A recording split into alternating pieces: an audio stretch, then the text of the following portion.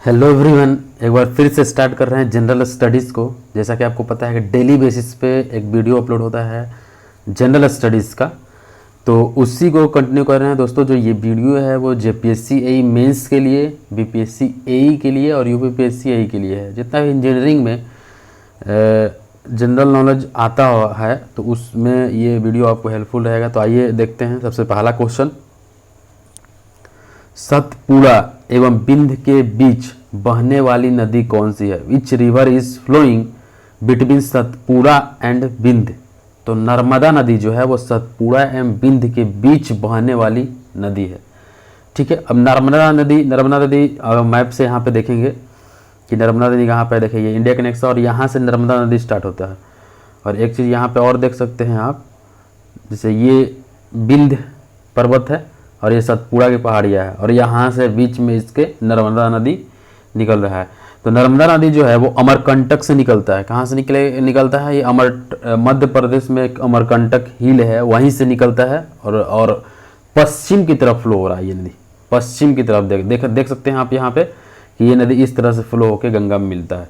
तो नर्मदा नदी मध्य प्रदेश के अमरकंटक हिल से राइज होता है और ये पूरा जो है, ये नर्मदा जो बेसिन है वो पूरा आपका मध्य प्रदेश और गुजरात, ये दोनों को कवर करते हुए जाता है। और आपको एक चीज़ पता होना चाहिए कि ये 5th largest river in the country, मतलब इंडिया में 5वां सबसे लंबा नदी है और गुजरात की सबसे लंबी नदी है, गुजरात की सबसे लंबी नदी है। तो इतना चीज़ आपको नर्मदा बेसिन के बारे में, नर्मदा नदी के बारे में याद रखना है। फ्रेंड्स, यहाँ पे गुजरात का बात आया तो गुजरात के जो सीएम है वो विजय रूपानी है और यहाँ के जो गवर्नर है वो आचार्य देवव्रत है।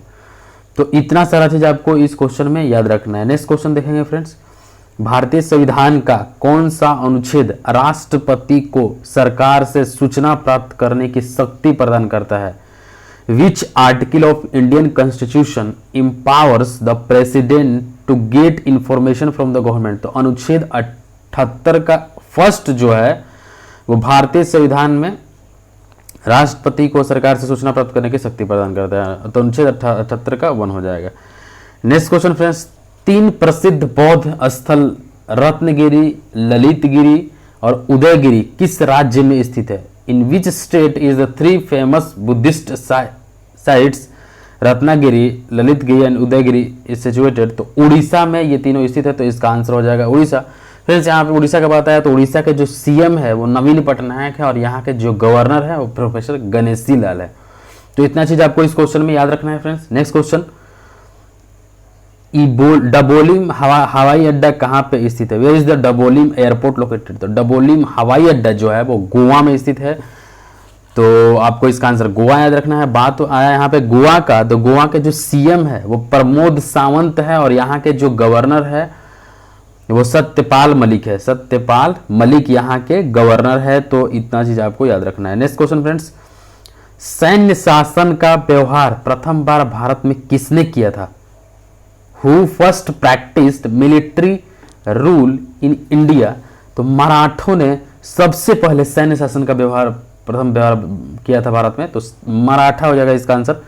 Next question friends, by which constitution amendment was the right to property removed from the list of fundamental rights? संपत्ति के अधिकार को मौलिक अधिकार की सूची से किस संविधान द्वारा हटाया गया था? किस संविधान संशोधन द्वारा हटाया गया था? तो 44वां संविधान संशोधन में संपत्ति के अधिकार को फंडामेंटल राइट से रिमूव किया गया था। तो बहुत इंपॉर्टेंट क्वेश्चन है, याद रखना होगा आपको यहाँ पे।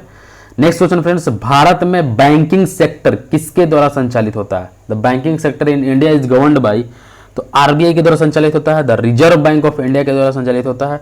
ठीक है। अब आरबीआई का जो स्थापना हुआ था उसका 1 अप्रैल 1935 ईस्वी में हुआ। बहुत इंपॉर्टेंट क्वेश्चन है ये भी।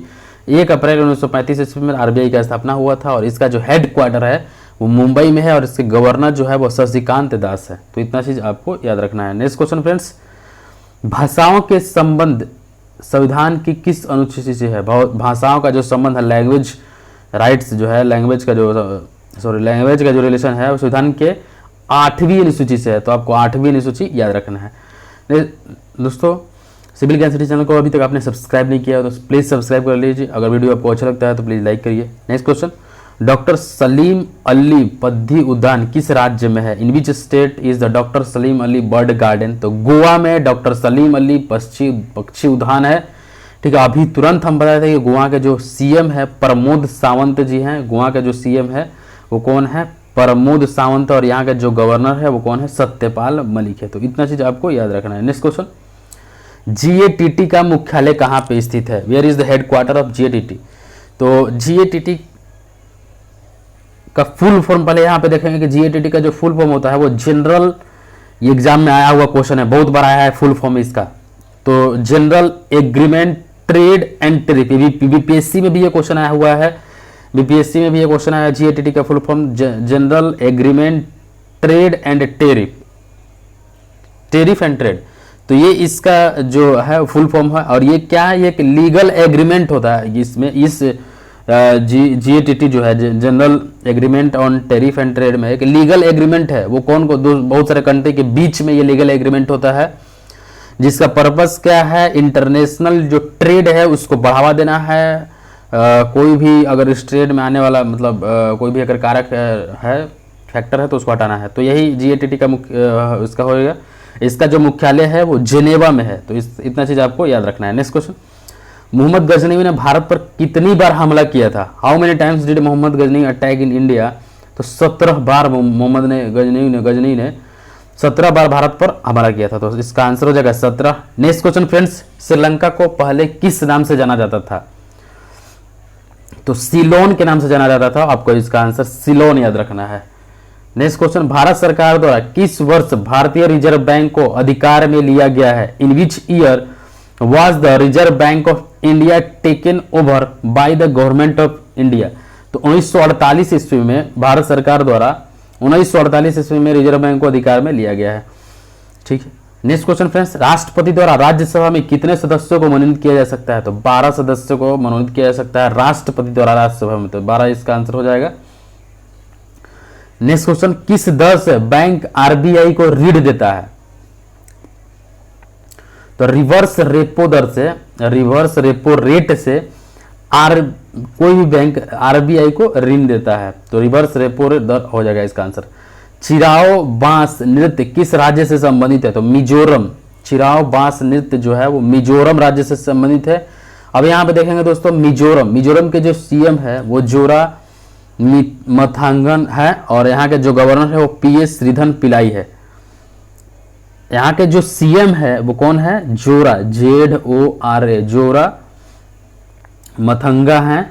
और यहाँ के जो सीएम है, सॉरी गवर्नर है, वो पीएस श्रीधरन पिल्लाई है। पीएस श्रीधरन पिल्लाई है। इतना चीज आपको इस क्वेश्चन में याद रखना है।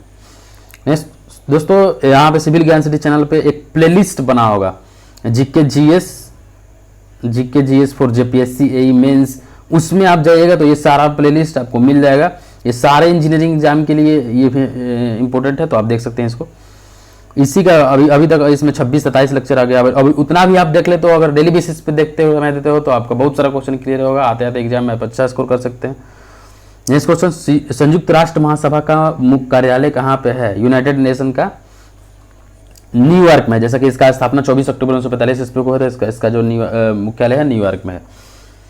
नेक्स्ट क्वेश्चन फ्रेंड्स, पोलियो टीका को सर्वप्रथम किसने तैयार किया था? तो जॉन सॉल्क ने सर्वप्रथम तैयार किया था। जॉन सॉल्क ने सर्वप्रथम पोलियो टीका को तैयार किया था। ब्लड कैंसर को किस अन्य नाम से जाना जाता है? तो ल्यूकेमिया